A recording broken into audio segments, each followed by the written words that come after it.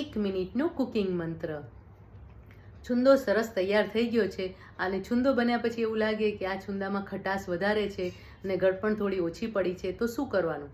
આપણે હંમેશા જ્યારે પણ છુંદો બનાવીએ ત્યારે 1 કિલો કેરી લેતા હોય તો એની સામે લગભગ 1.5 કિલો જેટલી ખાંડ લેતા હોઈએ છીએ.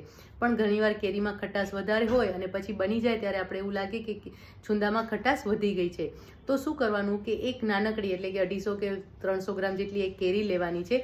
એની અંદર 2 ગણી આપણે ખાંડ ઉમેરી લેવાની છે. 2 થી 2.5 ગણી ખાંડ ઉમેરી અને મિક્સ કરી અને એનો છુંદો અલગથી તૈયાર કરી લેવાનો છે. અને એ જે તૈયાર કરેલો છુંદો છે, જે આપણો ઓરિજિનલ છુંદો જે બનાવેલો છે, એની અંદર તમે ઉમેરી દેશો તો ખાંડ સરસ રીતે પાકી થઈ જવાના કારણે એટલે એ તમે જે છુંદો તૈયાર કરશો ને તો 2 કે 3 દિવસમાં થઈ જશે. અને એ છુંદાને એટલે કે એ મિશ્રણને આપણે ઓરિજિનલ આપણો જે બનાવેલો છુંદો છે એમાં ઉમેરી દેશો તો એકદમ સરસ ટેસ્ટ બેલેન્સ થઈ જશે અને તમારો છુંદો